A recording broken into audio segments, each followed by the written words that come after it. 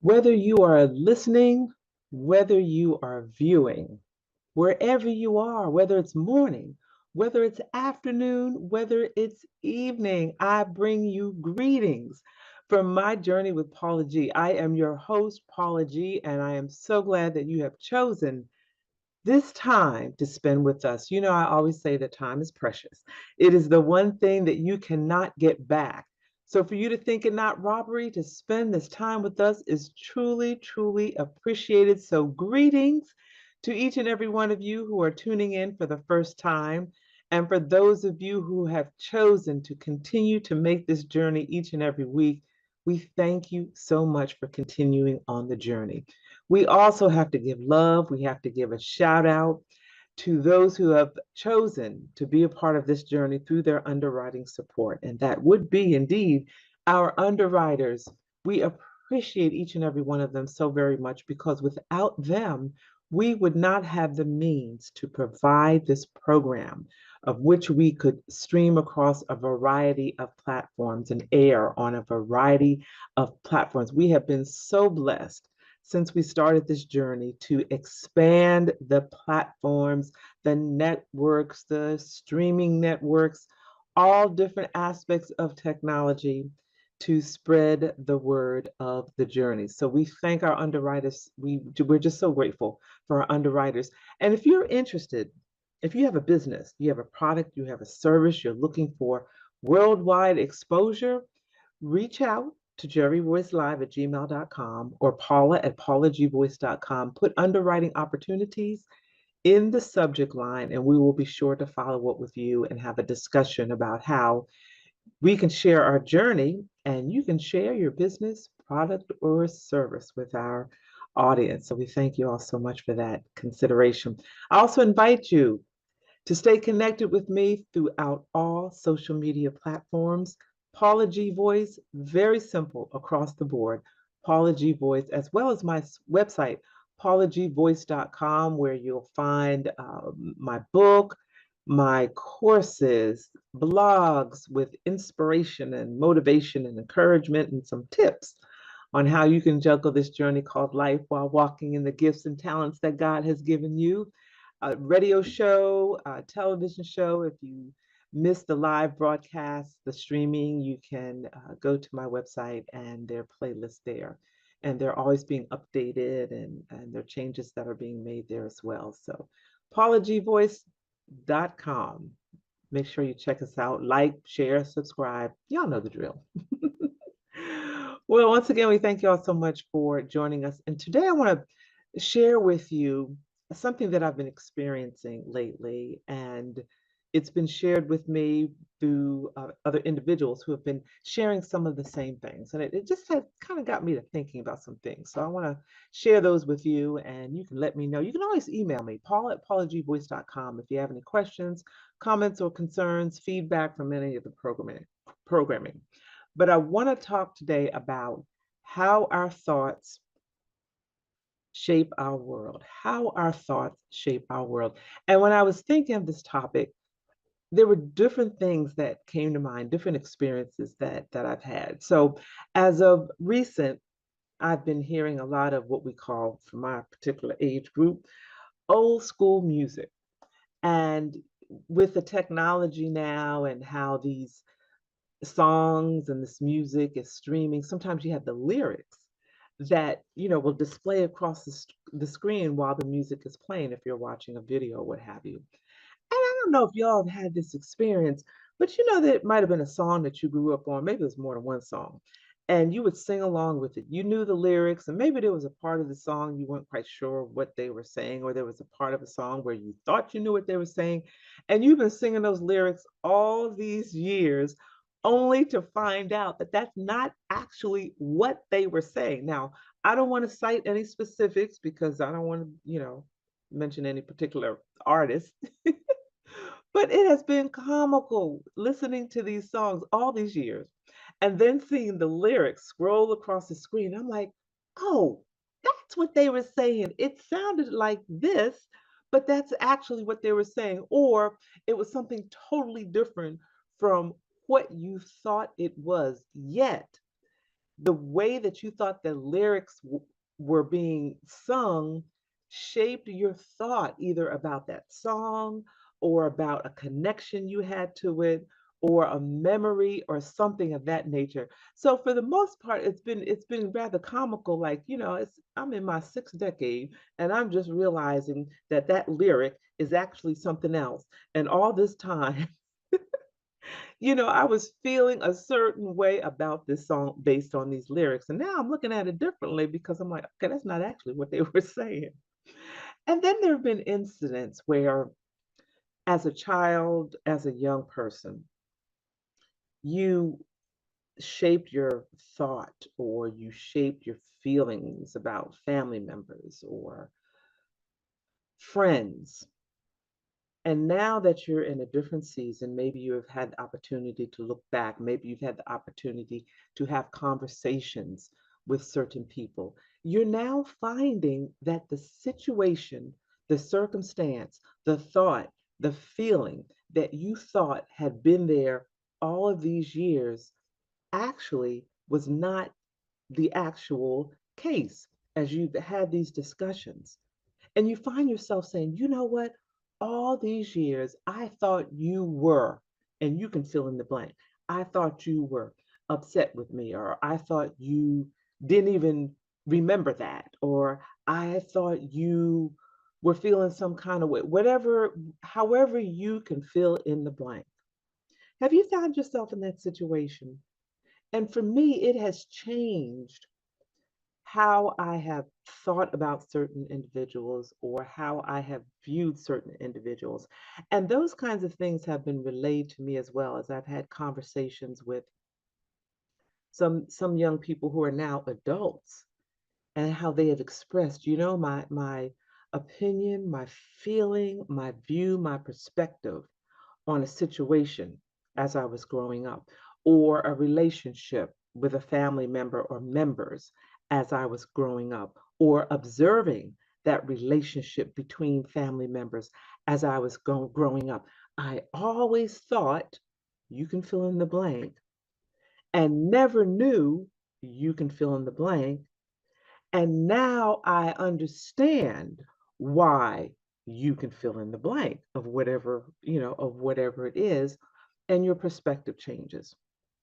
And with that sometimes comes certain feelings. Sometimes it brings guilt upon the person that they now have a revelation. Sometimes it brings anger, sometimes it brings joy, sometimes it brings relief, resolution, release. But whatever the situation is, however you fill in the blanks, it now leaves us in this season of our life with a different perspective, one that is perhaps more accurate than the one we have perceived all these years. So it got me to thinking of just how our thoughts and how we view things, how we view people, how we view circumstances truly, truly changes our perspective on things and it shapes our world. I remember reading about a story, and I can't recall if it was a devotional or part of a book, or I can't remember what it was. But it was a story about a young family, a husband and a wife and a little boy. He was an only child. And he cites an incident where he's an adult now, but as a little boy, maybe 6, 7, 8 years old, he created this art project in class at school for his mother and worked hard on it most of the school day. By the end of the school day, he had finished this art project for his mother, and he was so excited. And he was thinking all day long when he takes it home to her how surprised she's going to be and how happy she's going to be, and just the joy that he's going to feel in presenting her with this project that he had taken the time to meticulously create for her throughout the school day, and got on the school bus and he's excited and he's walking home to the house from the school bus, and he gets in the house and, mommy, mommy, mommy, look what I made for you in school today. He's all excited.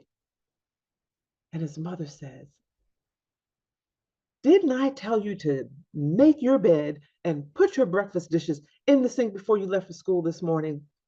Your bed has been made unmade all day long. I left those dishes on the table because I'm not putting them in the sink. I have told you over and over to put those dishes in the sink.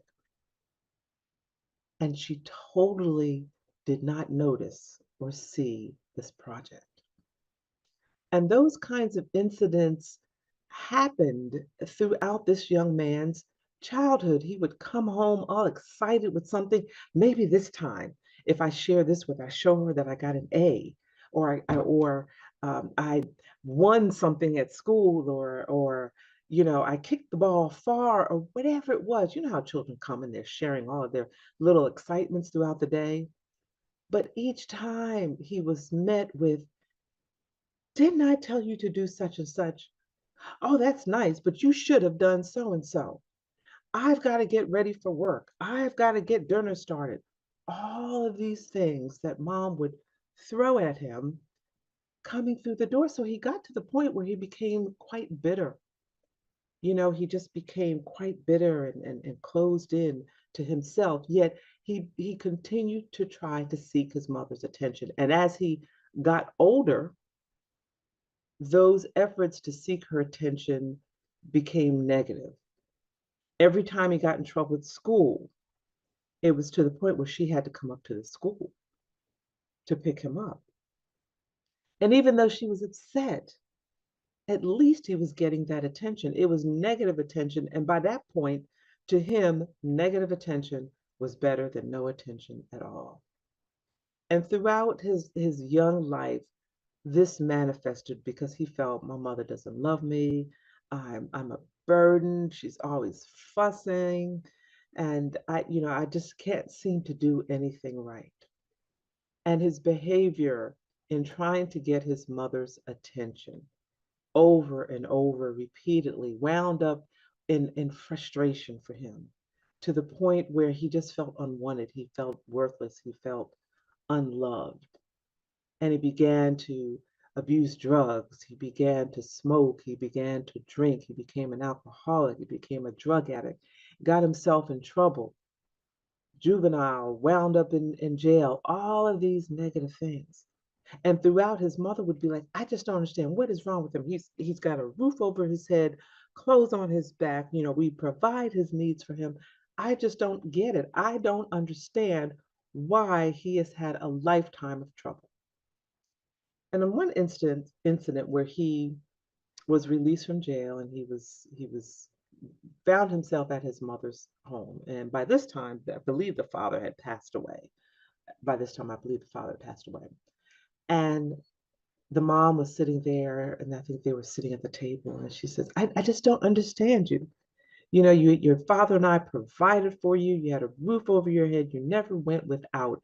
I don't understand why you have this lifetime of making these bad choices. And through his rehabilitation, he had gained a bit of counseling and therapy. And through the counseling and through the therapy, he was able to peel back those layers. You all have heard me talk about peeling back those layers and get to the core of his behavior. And the core of his behavior was the hunger for his mother's love, the hunger for his mother's attention. And he began to share this with her, how he always felt unwanted, unloved, uncared for, and he would try to get her attention through positive means.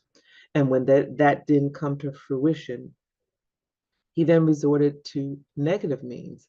And he just wanted his mother to love him, to notice him, to pay attention, to love on him, to give him positive accolades, to let him know how wonderful and precious he was. And as he was sharing this, tears started streaming from his mother's face. And she started to cry.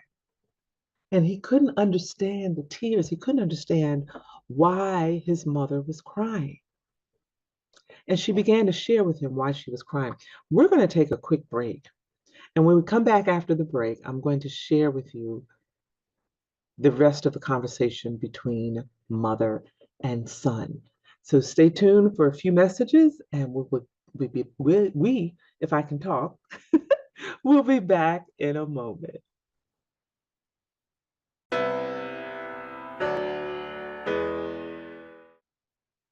And welcome back to My Journey with Paula G, where we are juggling this journey called life while walking in the gifts and the talents that God has given us. Now, before the break, I was sharing with you a bit of a story about a young man who, throughout his life, sought his mother's attention. And initially, he did so through positive means, but when that didn't render results, he then resorted to negative means of getting her attention. And he got to the point where he felt that negative attention from mom and getting attention, uh, getting my mother's attention through negative means was better than not getting her attention at all. And he was sharing with her that his objective, his goal, his desire was just to be noticed, to be loved by her, for her to give him accolades and to tell him how much she loved him. And as he was sharing this with his mom, he's now an adult, he was sharing this with his mom, and she began to cry. Tears just started streaming down her face. And she began to share with him her journey. And in that moment, she realized how her journey affected her son. She realized how her journey shaped his world. And she began, and she could remember, there was the other thing too, is she could remember a lot of those incidents that he was sharing with her, where he came home with that project that first time. And she began to share, she said, it was never about you. This is mom talking, was so caught up in my own despair, distress. And she began to share how things were not going well, or things did not go well between her and his father. Yet they put on a good front in front of him, because we always do these things as parents. Parents stay together, parents endure things, parents tolerate each other, if you will. I don't really like to use that word, but tolerate each other, if you will, for the sake of the children. And so we may put on this front that, life is beautiful and, we're one big happy family. Yet behind the scenes, there's a lot of turmoil and unhappiness. And she began to share about how unhappy she was in her marriage, and how her husband was always criticizing her and she could never do anything right, and how frustrating it was for her, but she really couldn't vocalize that to her husband. And so when her son would come home, she transferred those feelings, those negative feelings, those emotions. She transferred all of that, unfortunately, to her son. So when he came through the door, she didn't really see him, because she was so caught up in her own, negative thoughts, that it came out. Y'all follow what I'm saying? It just came out. And in that moment, she realized how her behavior affected her son throughout his life, and how his thoughts in regard to how he thought she felt about him shaped his world. And in that moment, there was a lot of healing between mother and son. There was a lot of healing. She was able to listen to him in all of these incidents throughout his life, and how her responses made him feel.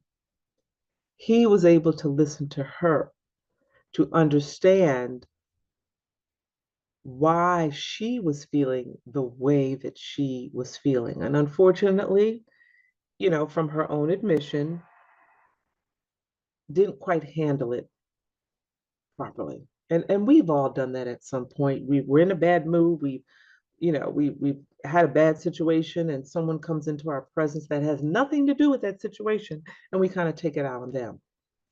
And in that moment, we, whether we realize it or not, are shaping their thought about us, or how we feel about them, which may not necessarily be true, but they're shaping those thoughts. They're shaping those feelings based on how we are treating them, how we are interacting them. So what's the point? What is the point of this whole story? The point is, our thoughts truly shape our world. regardless of what side of the situation you're on. If you're the person that's receiving the brunt of the venting, your thoughts will shape your world around how you interact with that person or how you think that person feels about you. On the other hand, if you're the person that is taking things out on everyone, your thoughts based on how they respond will also shape your world and how you interact with them. Because sometimes we don't realize, that we're spewing some of this stuff at people. And then when they respond in a negative way, we're like, well, what's wrong with them? Why are they responding that way? I didn't do anything to them, not realizing that subconsciously we're kind of taking things out on them. So, I always have these conversations about mindset. I have these conversations about our subconscious mind. And it just brings to light how so very important it is for us to express fully how we feel to the person that we are interacting with, to the person that we have the situation with, to the person that we have the problem with, preferably in the moment.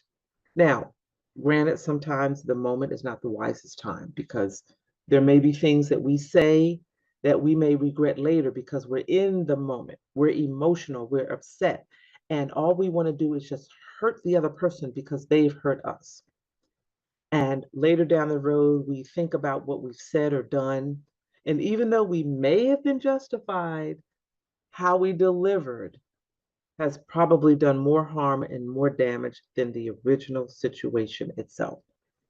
I heard this phrase once, so I can't quite claim it, but as my own. But words are like toothpaste. We can squeeze them out, but we can't take them back. We can squeeze out these words, but once they're out, we can apologize. We can say we're sorry, but we can't take them back because they have had their effect on the individual whom we have spewed all these negative words out to.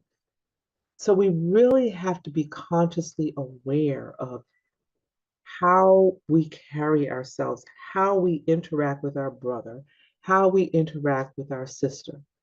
We have to discern those moments where, in the moment, I can articulate how your behavior makes me feel and what I will or won't tolerate, put up with, however you want to phrase it. Or discern, now is not the time to respond. I'm going to pull back, collect my thoughts, and address the issue later because what buried feelings never die. When you start suppressing those things, the anger and the resentment and all those things come up to the surface. They kind of simmer underneath the surface, and at some point they come up to the surface, and sometimes they hit the surface at the most inopportune moments. You know what I'm saying? The most inopportune moments. So we have to be very careful and discerning, articulating in the moment, using wisdom and silence in the moment, thinking about what it is that we need to say to express how a person's behavior made us feel, or just simply, there's an old saying, let it roll off your back like but water off a duck's back. Sometimes we have to do that as well. So we have to be very prayerful and discerning.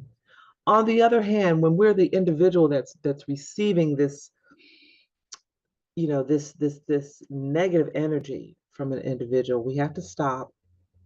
You know what? I haven't done anything to so and so. They must be having a bad day. Something else, somewhere else must be going on. And that is what this energy is all about. It has nothing to do with me. So therefore, I can't allow it to settle in my spirit. And I may need to bring it to the person's attention because sometimes the person doesn't even realize it. The person doesn't even realize how their behavior is affecting someone else. Are you okay today? You seem a little cross. You seem a little upset. Have I done something? Have I said something? And sometimes you're going, no, you have. Okay, well, let's talk about what's going on because right now your energy is just really sharp. And, you said I haven't done or said anything wrong. So let's talk. And you may be surprised that that person, that may be just what they need, is for someone to just listen to what it is that they have to say. God uses us in so many different ways that sometimes we don't even realize how or when He is using us. And in that moment, He may be using you to help the person process through whatever it is that they're feeling, to gain a new perspective, and to gain some peace in that moment, in that situation. You may be that vessel that they need in that moment, because we all have these challenges while we are juggling this journey called life, while we're walking in the gifts and the talents that God has given us. We all have these challenges. So let's begin, and some of you already have, and if you haven't, let's begin to look at things through a different lens, to open ourselves to be in position to be of assistance, of service, of help, of blessing others, of being a place where someone can feel comfortable sharing or venting, and we can perhaps help them process through some situations that they may be dealing with. And in turn, develop a better relationship between the two of you, as well as other individuals as well. So, God doesn't necessarily come down with a memo and tell us how He's going to use us, but He indeed does use us in a mighty way and in many ways. So I hope that helped you today. We have certainly come to the end of our journey, and I'd like to thank each and every one of you for tuning in, for listening, for viewing. We thank you all so much for embracing the journey. We thank our underwriters as well for embracing the journey and for helping us to provide a platform to share each and every week how we're all juggling this journey called life. Make sure you stay connected. PaulaGVoice.com, my website, social media across the board, Paula G Voice. And until next time, remember that the greatest conversation you will ever have is the one that takes place in between your ears. What are you speaking to yourself? Is God a part of that conversation? And are you listening to His still small voice? Until next time, ladies and gentlemen, embrace the journey.